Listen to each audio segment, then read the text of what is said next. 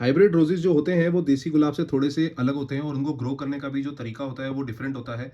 उन्हीं चीज़ों के बारे में इस वीडियो में हम बात करेंगे। कुछ ऐसी टिप्स और ट्रिक्स मैं आप लोगों के साथ शेयर करूँगा जो अगर आप अपने हाइब्रिड गुलाब में फॉलो करेंगे तो बहुत अच्छी तरीके से उसमें फ्लावरिंग होगी और ग्रोथ भी आपको बहुत अच्छी तरीके से देखने को मिलेगी। तो चलिए शुरू करते हैं फ्रेंड्स। मेरा नाम अक्षय है और मैं आप सब लोगों का the right gardening YouTube channel में स्वागत करता हूँ। आप मेरे सामने ये जो पौधा देख रहे हैं ये हाइब्रिड गुलाब का पौधा है।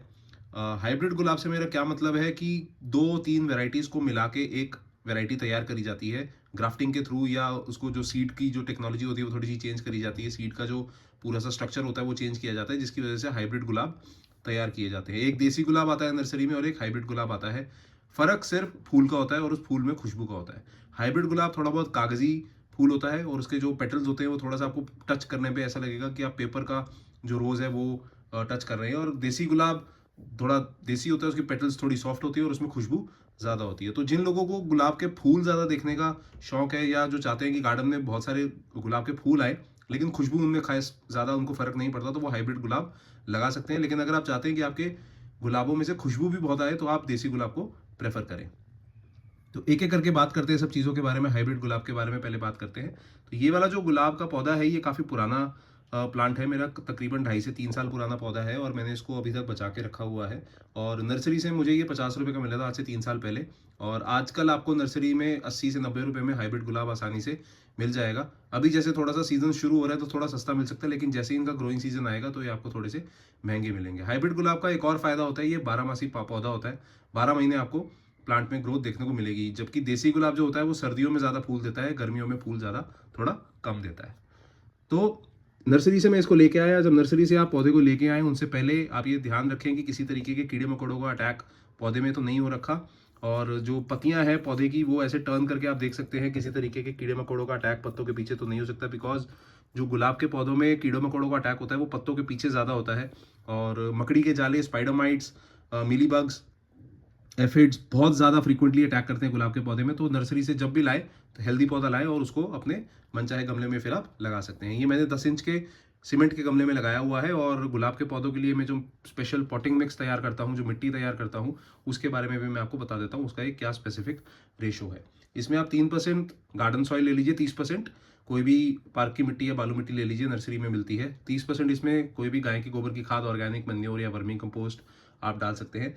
20% इसमें आप डालिए कोकोपीट, 10% बोन मील और 10% नीम खली। इस पूरे पॉटिंग मिक्स को अच्छे से आप मिक्स करिए और अपने पसंद के गमले में लगा दीजिए। मिट्टी का 10 इंच का गमला, सीमेंट का 10 इंच का गमला, दोनों ही सही है। गुलाब का ये वाला जो पौधा होता है इसका साइज थोड़ा बड़ा होता है, इसलिए मैं 10 इंच का गमला रेकमेंड कर रहा हूँ। गुलाब का साइज का अगर छोटा पौधा थोड़ा छोटा है तो आप 8 इंच के गमले में भी लगा सकते हैं।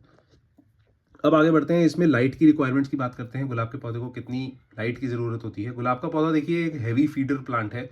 उसकी जो सारी रिक्वायरमेंट्स है वो थोड़ी ज़्यादा होती है एवरेज प्लांट से। तो इसको कम से कम 6 से 7 घंटे की डायरेक्ट धूप चाहिए, तभी ये बहुत अच्छी तरीके से फ्लावरिंग करेगा, एकदम भर जाएगा फूलों से। अगर आप इसको ऐसी लोकेशन पे रखेंगे जहाँ पे 6 से 7 घंटे की धूप इस पर डायरेक्ट पड़ती हो। मैं इनडायरेक्ट लाइट की बात नहीं कर रहा हूँ, दिन दिन की जो लाइट होती है। मैं पूरी कड़कती धूप जो इस पे पड़नी चाहिए पूरे 12 महीने, वो इसको चाहिए अगर आप इसमें चाहते हैं कि बहुत सारे गुलाब के फूल आए। मेरे गार्डन में 6 से 7 घंटे की धूप नहीं पड़ती, 3 से 4 घंटे की पड़ती है, तो वो उसके लिए लेकिन ठीक है। गुलाब के जो फूल है थोड़े कम आते हैं लेकिन आते हैं और काफ़ी हेल्दी आते हैं। तो ऐसी लोकेशन चूज़ करिए जहाँ पे लाइट अच्छी खासी पड़ती हो। अब बात कर लेते हैं पानी की। देखिए गुलाब के पौधों को पानी भी ज़्यादा चाहिए होता है, क्योंकि जब आप किसी पौधे को ऐसी लोकेशन पे रखते हैं जहाँ पे धूप ज़्यादा पड़ रही है, 6 से 7 घंटे की धूप जब पौधे पे पड़ेगी तो जाहिर है कि पानी भी उसको ज़्यादा देना पड़ेगा। तो जब कभी भी आप गुलाब के पौधे को पानी दें हमेशा डीप वाटरिंग करें। डीप वाटरिंग करने का क्या तरीका होता है कि मैंने ये ऊपर की जो मिट्टी है हमेशा 1.5 से 2 इंच छोड़ देता हूँ। जब कभी भी मैं पानी देता हूँ पौधे को, ये सारी जगह मैं पानी से भर देता हूँ। तो इससे होता क्या है कि धीरे धीरे मॉइस्चर जो सॉइल है वो एब्जॉर्ब कर लेती है और नीचे तक मॉइस्चर अवेलेबल हो जाता है। इससे प्लांट को ये इंडिकेशन मिलती है कि नीचे तक मॉइस्चर अवेलेबल है, तो क्यों ना रूट्स वहाँ तक ग्रो कर उस मॉइस्चर को एब्जॉर्ब कर लिया जाए। इस पूरे प्रोसेस में जो रूट बाउल है वो इतना डेवलप हो जाता है कि प्लांट इतना मेच्योर हो जाता है, उसमें किसी तरीके का जो स्ट्रेस है वो झेलने के काबिल हो जाता है। तो जब भी करिए डीप वाटरिंग करिए। डेली शैलो वाटरिंग करने की ज़रूरत नहीं है, थोड़ा सा ऊपर ऊपर से पानी डालने की ज़रूरत नहीं है। एक बार ही डालें, अच्छे से डालें। मैं इस पौधे में हफ्ते में एक बार पानी देता हूँ, लेकिन अच्छे से देता हूँ और उससे इसका पूरा जो शेड्यूल है, पूरी जो रिक्वायरमेंट है वो पूरी हो रही है। अब बात कर लेते हैं फर्टिलाइजर्स के बारे में। देखिए गुलाब का पौधा एक हैवी फीडर प्लांट है, इसको बहुत ज़्यादा फर्टिलाइजेशन की ज़रूरत होती है। और अगर आप चाहते हैं कि इसमें ज़्यादा फूल आए तो इसमें तरह तरह के फर्टिलाइजर्स की इस्तेमाल की ज़रूरत पड़ती है। आप 2 से 3 महीने में 1 मुट्ठी गाय के गोबर की खाद वर्मी कंपोस्ट मिक्स करके ऊपर ऐसे ड्रेसिंग की तरह डाल सकते हैं, या मिट्टी गुड़ाई करके भी डाल सकते हैं। और हर 15 से 20 दिन में एनपीके और टीएपी दोनों यूज़ करके डाल सकते हैं, और लिक्विड सीवीड फर्टिलाइजर भी आप इसमें डाल सकते हैं। एनपीके का जो रेशो है वो 19-19-19 या 20-20-20 होना चाहिए। इक्वल रेशो का एनपीके गुलाब के पौधों के लिए काफ़ी अच्छा रहता है। इसमें थोड़ा सा पोटैश भी डाल सकते हैं, लेकिन बहुत ज़्यादा केमिकल फर्टिलाइजर हो जाएंगे तो पौधा कभी कभी खराब होने का डर रहता है। तो ये जो फर्टिलाइजर्स मैंने आपको बताए, आप इसमें यूज़ कर सकते हैं पौधे में, और आपको काफ़ी अच्छी ग्रोथ देखने को मिलेगी। क्योंकि आप देख सकते हैं, ये मैंने पीछे तो खैर इस पौधे को थोड़ा सा हार्ड प्रून किया था, तो अब ये लीव्स आनी शुरू हो गई हैं, थोड़ा सा ये अब देखिए बुशी बुशी हो गया। अब जब थोड़े सीजन ग्रोथ का सीजन आएगा तो अब ये फूल भी ग्रो करेगा। अब बात कर लेते हैं पेस्टिसाइड्स, कीड़े मकोड़ों के अटैक के बारे में। देखिए, गुलाब के पौधों में डायबैक डिजीज़ बहुत फ्रीक्वेंटली होती है। डायबैक डिजीज़ क्या होता है, अब जैसे मैंने मान लीजिए यहाँ से कट मारा इस स्टेम पे, तो ये जो पूरी स्टेम है ये पीछे की तरफ मरना शुरू हो गई है। ये डायबैक डिजीज़ होती है, जिसकी वजह से अगर आप इनकरेक्ट कट मार देते हैं तो जो नीचे वाली पूरी डंडी है वो पूरी मर जाती है। तो ये इस स्टेम के साथ यही गलती हुई, लेकिन ओवरऑल प्लांट हेल्दी है। इसमें एफिड्स और स्पाइडरमाइट्स का अटैक भी बहुत ज़्यादा होता है। एफिड्स आपको पत्तों के पीछे देखने को मिलेंगे, और स्पाइडरमाइट्स आपको छोटे छोटे मकड़ी के जाले गुलाब के पौधे में लगे हुए मिलेंगे, उनको स्पाइडरमाइट्स कहते हैं। इन सबको अगर आप हटाना चाहते हैं गुलाब के पौधे से, तो नीम ऑयल का स्प्रे आता है, नीम ऑयल कॉन्सेंट्रेट आता है, मार्केट में आसानी से अवेलेबल है, आप ऑनलाइन भी उसको ले सकते हैं। और बॉटल पे इंस्ट्रक्शंस यूज़ होता है, आसानी से 15 से 20 दिन में आप इसमें अप्लाई कर सकते हैं, और डायरेक्टली सॉइल में भी दे सकते हैं, ऊपर भी स्प्रे कर सकते हैं। तो उससे होगा क्या, ऑर्गेनिक है, कोई दिक्कत नहीं है। जो भी फंगस या किसी भी तरीके के कीड़े मकोड़ों का अटैक होता है वो गुलाब के पौधे में नहीं होगा। अगर आप ये भी नहीं करना चाहते तो नीम के पत्ते लीजिए, उसको उबालिए, रूम टेम्परेचर पे पानी को ठंडा करिए, और उसको इस पे फिर पौधे पे स्प्रे करिए। तो ये फ्री है, पेस्टिसाइड फंजीसाइड की तरह काम करती है, और कम्प्लीटली ऑर्गेनिक है, सेफ है। मैं खुद इन चीज़ों को अपने इस पौधे में फॉलो करता हूँ, और अभी तक मुझे कोई प्रॉब्लम देखने को नहीं मिली है। आखिरी टिप मैं आपको बताऊंगा कि रेगुलरली इसको थोड़ा सा सॉफ्ट प्रून करते रहें। सॉफ्ट प्रून क्या मतलब, जैसे अब ये एक शक्कर ग्रो कर रहा है, ये देखिए शक्कर।